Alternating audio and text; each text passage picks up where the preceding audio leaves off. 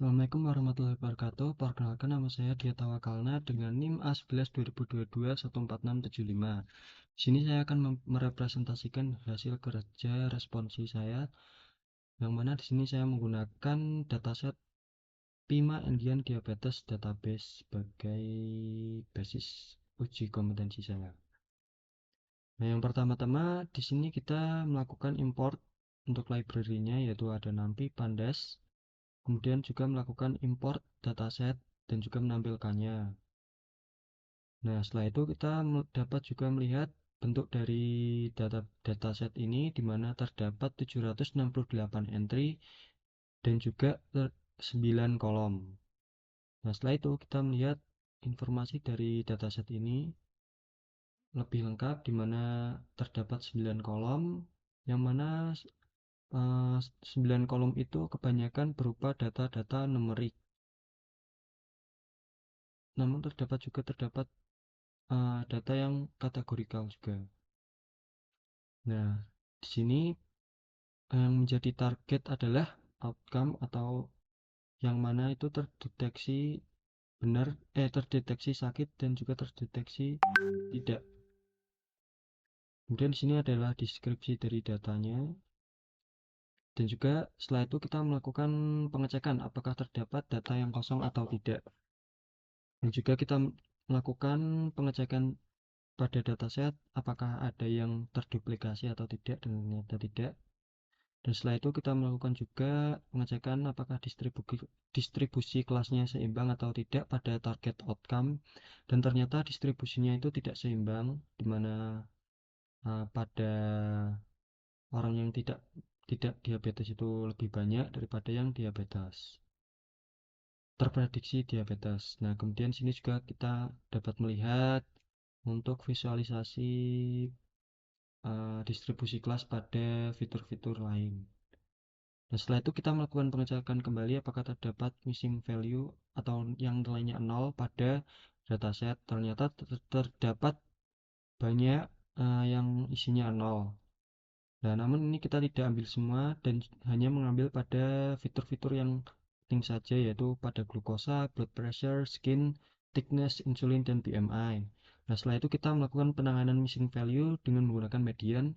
Kenapa kita menggunakan median? Karena pada fitur-fitur ini itu adalah fitur-fitur yang bentuknya berupa numerik, sehingga metode yang paling pas untuk fitur-fitur numerik itu adalah menggunakan metode median. Nah, setelah itu kita melakukan pengecekan apakah terdapat outlier pada target outcome, dan ternyata terdapat banyak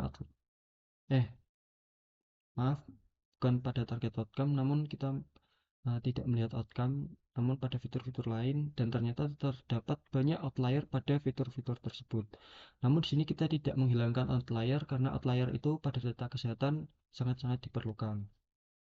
Nah, setelah itu kita melihat correlation heat map, di mana ini dapat melihat fitur apa yang paling berpengaruh pada hasil pada outcome, dan ternyata didapatkan glukosa itu paling berpengaruh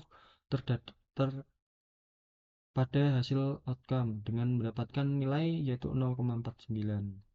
Nah, setelah kita melihat semua itu, kita melakukan splitting data dengan pembagian 80/20, di mana 80 itu untuk data train dan 20 itu untuk data test.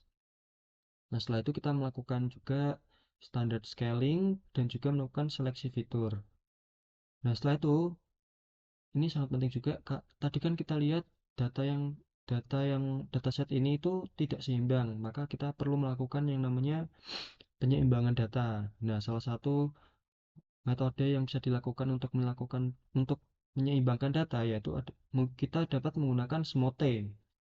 Nah, ini setelah kita melakukan SMOTE, data pada target itu menjadi seimbang, di mana yang tidak sakit jumlahnya 400 dan yang sakit 400. Nah, ini visualisasinya ketika sebelum dilakukan SMOTE itu datanya tidak seimbang, dan setelah dilakukan SMOTE datanya menjadi seimbang. Nah, kemudian ini kita menentukan uh, parameter evaluasi apa saja yang akan kita butuhkan, yaitu pertama adalah akurasi, kemudian presisi, recall, kemudian ada event score. Nah, setelah itu kita melakukan pelatihan model. Nah, model-model yang kita gunakan yang pertama itu adalah logistic regression, kemudian KNN, dan juga random forest. Nah, setelah dilakukan pelatihan itu, didapatkan hasil evaluasi sebagai berikut, di mana random forest itu mendapatkan performa terbaik dari ketiga model. Random forest mendapatkan akurasi sebesar 75%, presisi 62%, recall 75%, F1 score 68%. Nah, kemudian ini adalah untuk visualisasinya, di mana random forest mendapatkan performa yang terbaik.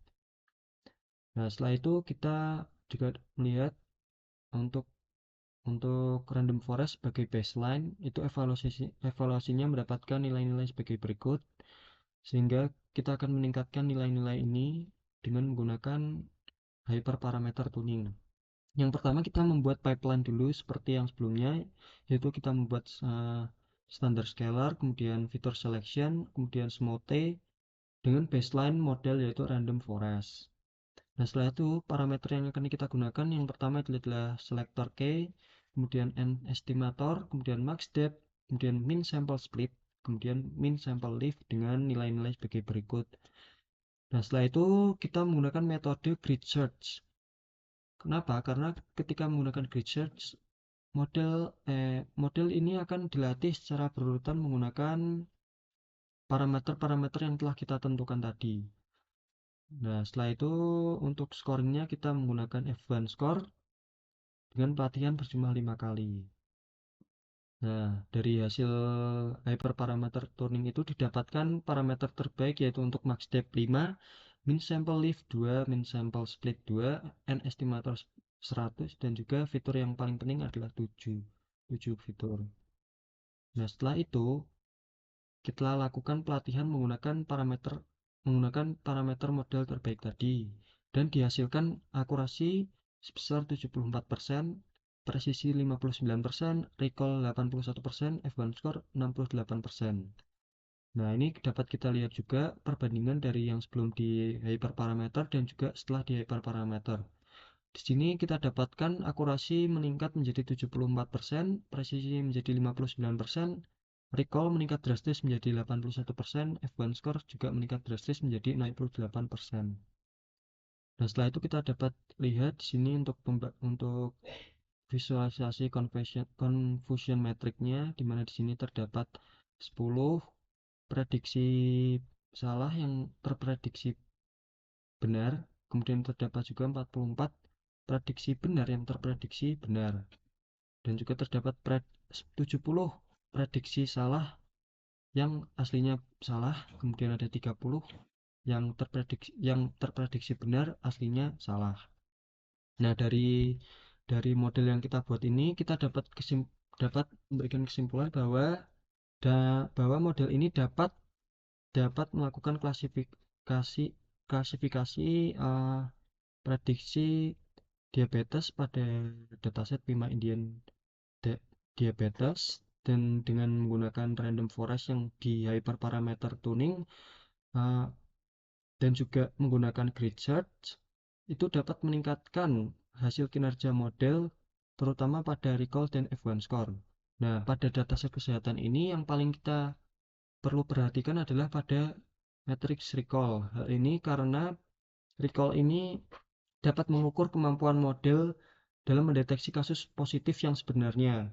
Nah, di mana false negatif itu dapat berisiko menyebabkan keterlambatan diagnosis.